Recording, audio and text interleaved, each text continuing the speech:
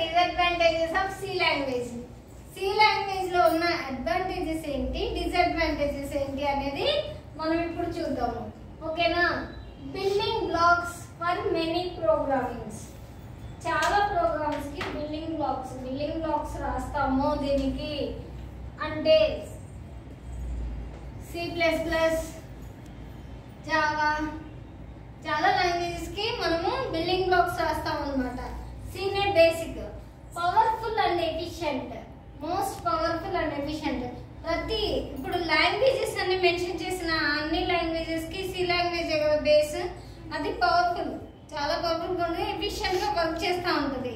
Okay, next portable language. Portable language అంటే ఇప్పుడు ఇది వచ్చేసి విండోస్ లో నేను రాసాను అనుకో, విండో 10 లో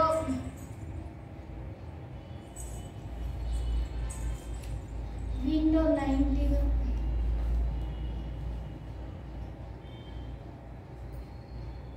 లినక్స్, ఇలా నువ్వు దీంట్లో రాసిన విండో 10 ఉన్న సాఫ్ట్వేర్ లో రాసినావు సి ప్రోగ్రాము, విండో 19 లో రాసిన, లినక్స్ లో రాసిన, దేంట్లో రాసిన, ఏ సిస్టమ్ లో రాసిన, ఏ ఆపరేటింగ్ సిస్టమ్ లో రాసిన మీరు మూడిట్లో రన్ చేసుకోవచ్చు. ఓకేనా?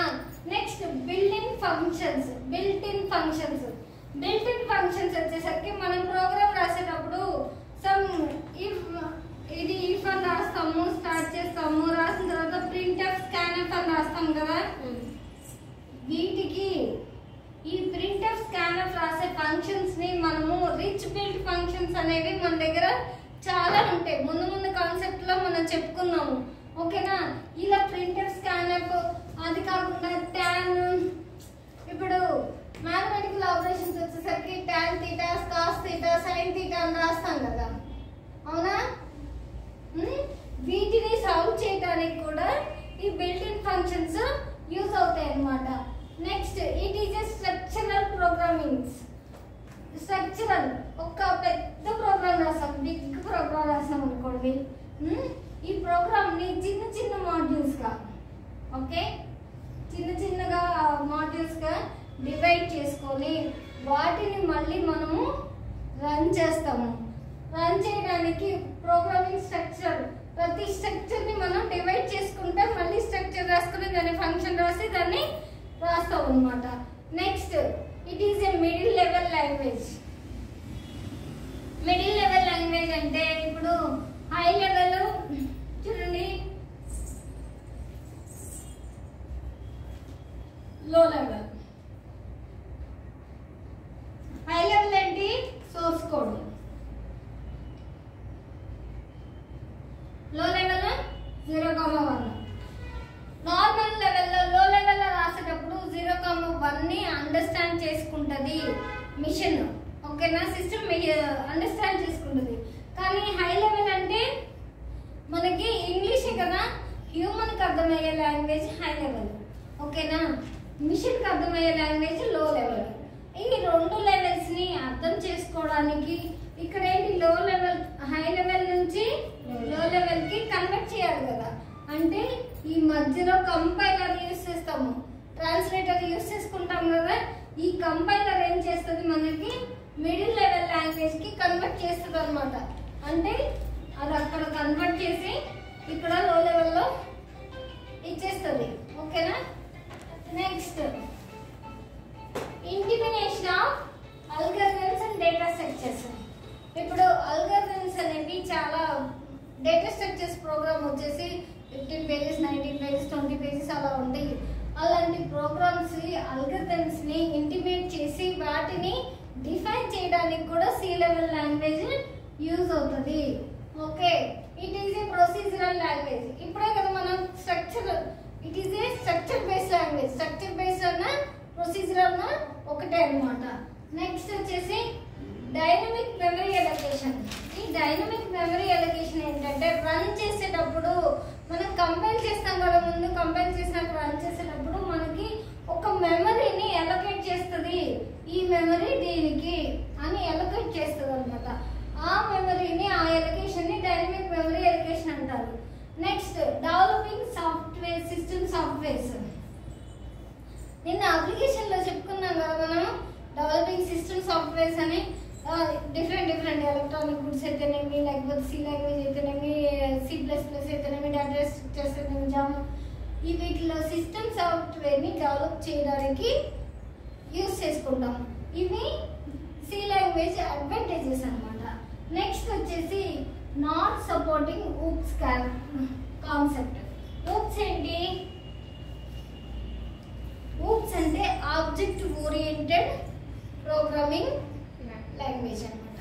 కానీ ఊప్స్ కాన్సెప్ట్ని మనకి ఇది అండర్స్టాండ్ చేసుకోదు సి లాంగ్వేజ్. ఎందుకంటే ఊప్స్ కాన్సెప్ట్లో మనకి ఇది ప్రోగ్రామింగ్ లాంగ్వేజ్ కదా, ప్రోగ్రామింగ్ ఓరియంటెడ్ లాంగ్వేజ్ ఇది. కానీ అక్కడ ఊప్స్ వచ్చేసరికి మనకి డిఫరెంట్ ఎన్హెరిటెన్స్ అని అవన్నీ చాలా వస్తూ ఉంటాయి అనమాట. అప్పుడు దాన్ని అర్థం చేసుకోలేదు, అది ఆ కాన్సెప్ట్ అనేది లేదు దీంట్లో. ఓకేనా? Next run time checking. మనము ప్రోగ్రామ్ రాసిన తర్వాత రాస్తాము, ప్రోగ్రామ్ ఇంత ప్రోగ్రామ్ రాసిన తర్వాత దీన్ని లైన్ బై లైన్ చెక్ చేయదు. ఓకేనా? ఎప్పుడు చెక్ చేస్తుంది అది? మనం ఎప్పుడైతే కంపైల్ చేసి రన్ టైంలో మనము ఇన్పుట్ ఇస్తాం కదా, అప్పుడు అది రన్ టైం ఎర్రర్ని చెక్ చేయకుండా, కంపైల్ చేసినప్పుడు చెక్ చేయకుండా ఇచ్చేస్తుంది, రన్ టైంలోనే చెక్ చేస్తుంది. Next no concept of name space కాదు, నేమ్ స్పేస్. నేమ్ స్పేస్ అంటే ఏంటి? మనము ఒక ప్రోగ్రామ్కి ఏ అని ఇచ్చాము వేరియబుల్, ఆ వేరియబుల్ని మనము ఇంకో ప్రోగ్రామ్కి ఇవ్వాలంటే సెట్ అవ్వలేదు. మనకి ఇప్పుడు మనం ఈ సిస్టంలో చూస్తున్నప్పుడు ఇది సి బేస్డే కదా, సి బేస్డ్ జావా ఓరియంటెడ్ ఉంది. కానీ సి బేస్డ్ అయి ఉండడం వల్ల నేమ్ స్పేస్ మనం ఒక నేమ్ ఇచ్చామనుకోండి, రెండో నేమ్ అదే నేమ్ ఇస్తే యాక్సెప్ట్ చేస్తుందా? యాక్సెప్ట్ చేయట్లేదు కదా. అందుకని no concept of name space. ఇంకొక నేమ్ని సేమ్ ఇంకో ప్రోగ్రామ్కి సేమ్ నేమ్ ఇవ్వడానికి ఇది యాక్సెప్ట్ చేయదు. ఓకేనా? Next lack of exceptional handling. ఇది వచ్చేసి ఎక్సెప్షనల్ హ్యాండ్లింగ్ అనేసి ఉంటుంది. కంపైల్ చేసిన తర్వాత మనము రన్ టైం ఎర్రర్. ఇది ఇంటర్ప్రిటెడ్ లాంగ్వేజ్ అయితే, ఇంటర్ప్రిటెడ్ కంపైలర్ ఉందనుకోండి, ఇంటర్ప్రిటెడ్ కంపైలర్ ఏంటి? లైన్ బై లైన్ చేస్తుంది కదా, లైన్ బై లైన్ చెక్ చేస్తుంది. అంటే మనము ఇది రాస్తున్నాం అనుకోండి, ప్రోగ్రామ్ రాస్తున్నాము, ఒక లైన్ రాసి ఎంటర్ అనగానే నీకు ఎర్రర్ ఏదైనా ఉంటే చూపిస్తుంది అక్కడే. ఇక్కడ కంపైలర్ కదా చేసేది, కంపైలర్ మనకి ట్రాన్స్లేట్ చేస్తుంది. కంపైలర్ ట్రాన్స్లేట్ చేయడం వల్ల మనకి ఇక్కడ ఎక్సెప్షనల్ హ్యాండ్లింగ్ అనేది ఉండదు. రన్ చేసేటప్పుడు ఇన్పుట్ ఇచ్చినప్పుడే మాత్రమే ఇది మనకి ఎక్సెప్షనల్ హ్యాండ్లింగ్ చూపించకుండా రన్ అవుతుంది అనమాట. Next no constructor or destructor.